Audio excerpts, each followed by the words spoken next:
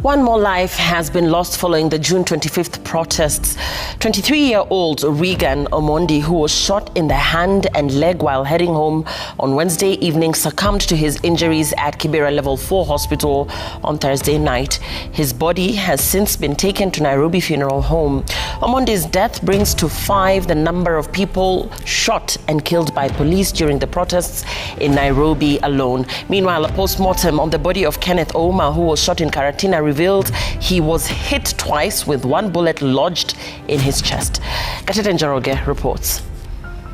One more young life has been lost. On Thursday night, 23-year-old Regan Omondi succumbed to gunshot wounds at Kibera Level 4 Hospital.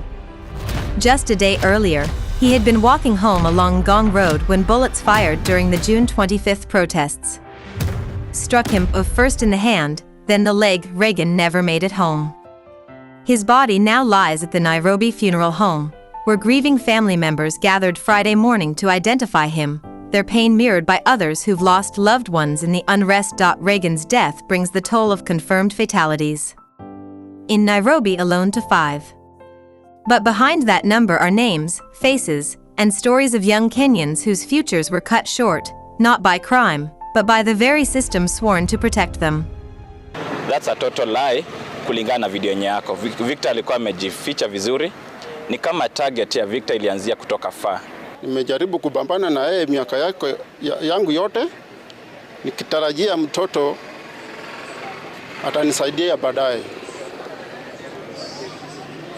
Na ameshafanya hiyo course for a long time, kwa sababu mimi sikuwa na uwezo wa kulipa fees. Mimi ni mtu wa jua kali.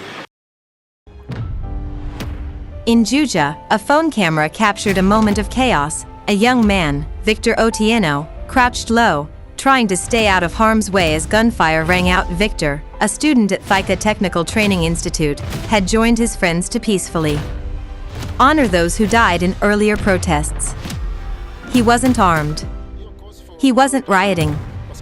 He was simply present, exercising a right to assemble and to mourn. But even as he kept his distance and sought safety, a single bullet found him. Victor was shot in the forehead, the bullet exiting near his right ear.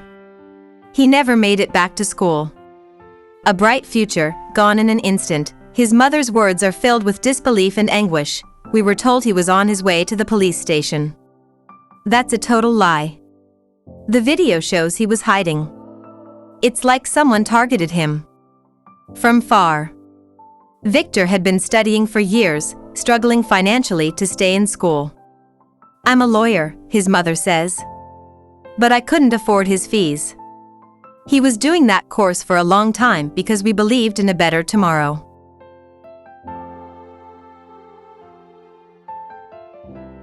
In Karatina, another family is demanding answers. Kenneth Ouma, a young man with no connection to the protests, was at the gym working out when bullets flew. An autopsy confirmed he was shot twice, with one bullet lodged deep in his chest. The violence had spilled over into spaces that should have been safe.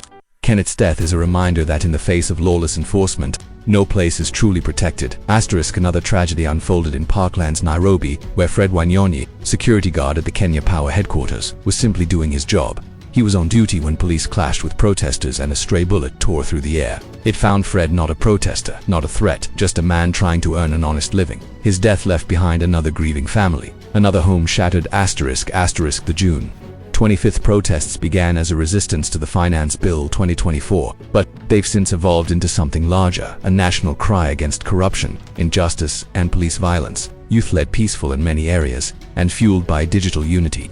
These protests have shaken the nation, but the response from some elements within the security forces has been brutal. Rubber bullets gave way to live ammunition. Tear gas turned into targeted fire.